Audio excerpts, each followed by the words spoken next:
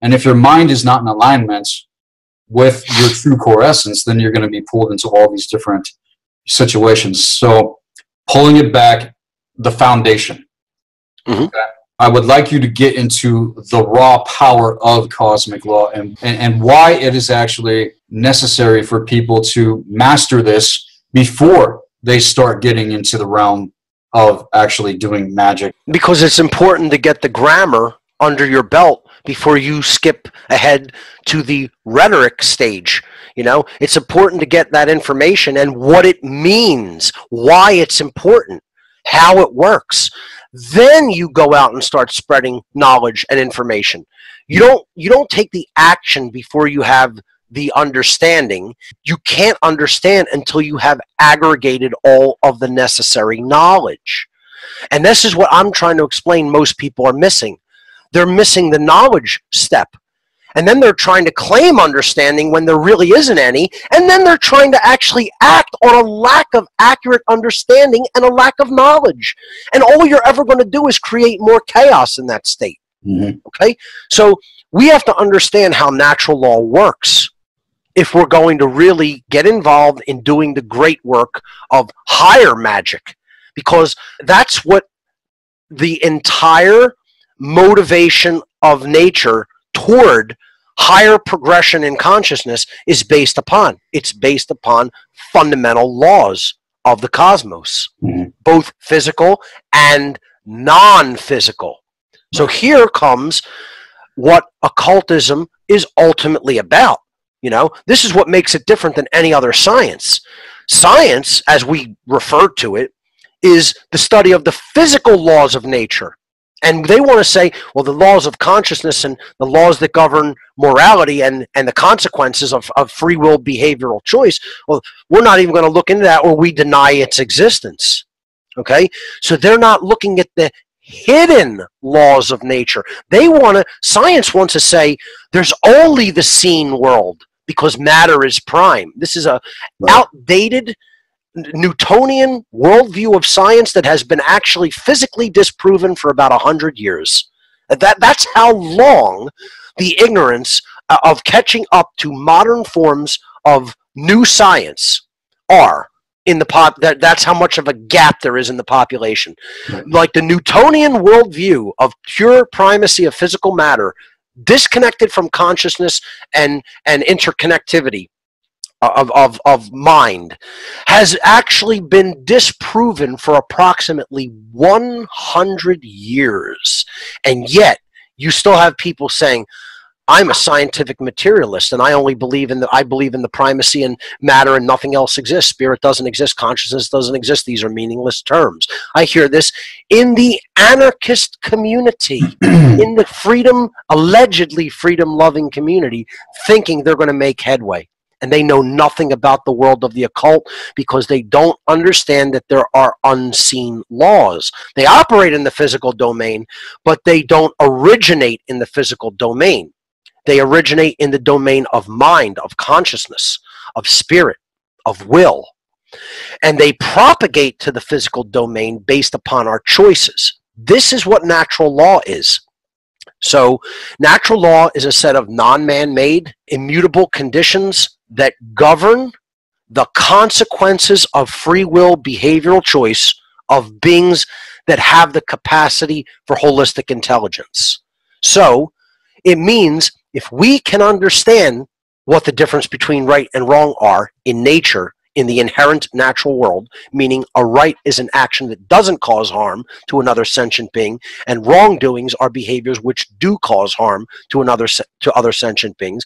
If we have the capacity for that understanding, just having the capacity means that we are held to a higher account. We are held to a higher standard than the animal kingdom.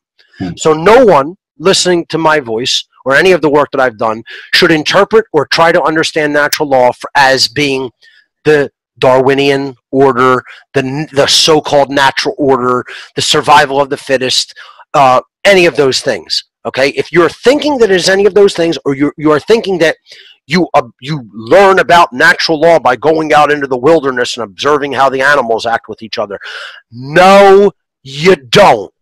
That's not what natural law is, as we're talking about. So let's get it right, and let's understand what we're really talking about. We are talking about laws that apply to beings with a central nervous system and brain structure as a human being, or more advanced than a human being. Okay? It applies to us because we have the hardware to understand the difference between right and wrong. We can think at that perceptual and conceptual of a level. We have that kind of brain. Animals don't have that kind of brain, so these rules and laws do not apply to them, since they are purely instinctual creatures with some emotions in their makeup as beings. But emotions aren't as developed as us, although they feel, certainly, not denying that. They feel everything. They feel pain. They feel, comfort and care and etc. It's obviously proven.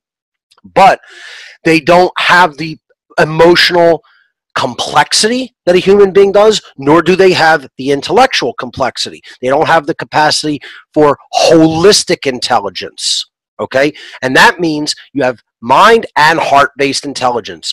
You can actually take in the knowledge of conscience, which is the difference between right and wrong behavior. Once you have the capacity for true conscience, because you have the hardware to understand why a behavior is a right and why a behavior is a wrong, then natural law applies to you.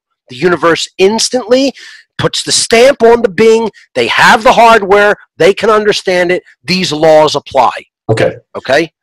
So, cosmic law, natural law, would you say that these laws are applicable to every being in the known universe, even beyond human? Because I talk to a lot of people, man, that are having interface with spirits. They're having interface with angels, demons, and archons, and all this kind of shit. As far as what's been revealed to me, these principles are eternal and are applicable to every known being in the universe. And if they are not in alignment with that, then they're actually in the position of being in domination and control. Otherwise, taking these things and then, of course, using them against humanity like the Dark Priest class does. Yeah. And the Dark Priest class are in the business of literally anchoring the consciousness of the spirits that they work with in this reality field. What I find in most magic circles is that they are negating their own eternal spirit and eternal essence, which is just as ancient, if not even more, because we're here on ground level actually trying to move things forward. You know what I'm saying? As far as I'm concerned, everything converges here in physicality. Getting into the Nordic tradition, Midgard is right at the middle, the center, the heart. Yeah. And so here is where everything goes down. All eyes are on the planet, so to speak, on a multidimensional level, because whatever happens here is going to have an effect on the rest of what everywhere. That's right. That's why what happens here absolutely matters in the physical world, and no one should place spirit in a more important aspect than physicality. It's both. They're one and the same. I in my teaching, I understand them in my understanding, and I teach them as being one and the same, and do not place any more importance on one than the other. This is the spiritual domain. The physical domain is the spiritual domain, and vice versa. But this is where the spirit has to actually have interaction in physicality to learn and grow. Okay, hold on. It's the structural realm. You're cutting out again. Your voice is cutting out again. Hold on. Let me try this again. Any better? Yeah. There we go. All right. I apologize. I'm gonna have to track down why that's happening. It's okay.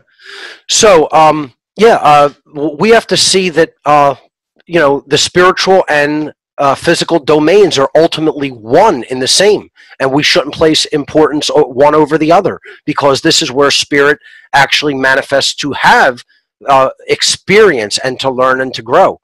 What happens here matters. It is very important what we choose and what happens here. People that get into this science, they're still in that escapism, escape the matrix, when really I feel that we are here to master not only our physical lives, but come into alignment with with cosmic law That's right. and what it entails, and then we're going to learn how to change the result. Right. That's the ultimate form of magic, is to get the result you want. Sure. When we learn how the laws work, then we're going to actually learn how to get the effect that we want, which is what this is what we say we want to do. We want to create a living condition, an environment that is harmonious to how we want to live. And the only way to do that is to align our behavior to natural law. There is no such thing anywhere in creation as an intelligent race of beings, meaning that they have the hardware to understand natural law, that lives in a state of moral relativism that is free. And this is what all of natural law boils down to. It all boils down to the law of freedom. Whether an entire society of beings anywhere in the universe is free or enslaved. And again, I want to qualify this. Yes, it applies to all intelligent beings in creation, beings with the capacity for holistic intelligence. Now, that being said, animals are also on an evolutionary path. So I believe at some point, maybe their thought form will evolve into something higher than the form that it is in now. And then natural law will apply to them. But I would say it doesn't apply to anything below the kingdom of creatures such as ourselves. It can be non-corporeal. It applies to any being that is capable of the level of thought. Below this, you're in the animal kingdom. Below a human being's level of complexity of thought, you're back into the animal kingdom. Most people live in that kingdom even though they're in a physical body, a physical human body. They're living in animal thoughts all the time. You know, it's like eat, reproduce, protect yourself, and get what you need. This is all base physical survival. Animals have that level of thought. Most people are at that level of thought. They're not really engaging human thought. What we're having a discussion about here involves human thought. You're not going to have a discussion like this with animals, but animals will understand eat, have sex, reproduce, shelter yourself from the elements. You don't need a conversation. They understand those things. And this is where most people are at, living at the level of animal. Okay, at animal instinctual behavior only. What we have to do is recognize we have to put our mindset into alignment with the understanding of the laws of morality, then align our behavior to it. Then we're going to see the outcome we want, because there's one overarching natural law, a set of natural laws that govern human freedom. And here's how it goes.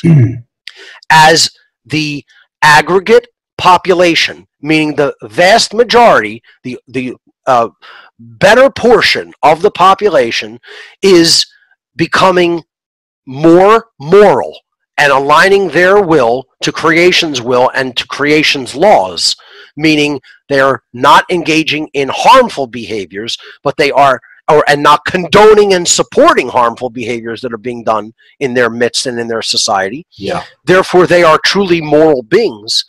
The entire society is going to become more free. And as there are more in the aggregate number, the collective number, okay, of people who are behaving immorally and supporting immoral behavior and don't know or care about the difference between right and wrong and are therefore becoming more immoral, then that entire society is going to become more and more enslaved. So it's a very simple law of proportion. Right. Morality is directly proportional to freedom. It's the pendulum swing. That's it. Right. If you are becoming more moral as a society, you're becoming more free as a society. Morality and freedom are directly proportional. Okay? Immorality and slavery are directly proportional. As a society is becoming more immoral, it's becoming more enslaved. So, this is a scientific understanding that requires no belief that this law is in effect. You can historically look at any society on the earth and look at their aggregate morality and correlate it directly to their aggregate freedom. 100% of the time, flawlessly, in every time and location in the history of the world.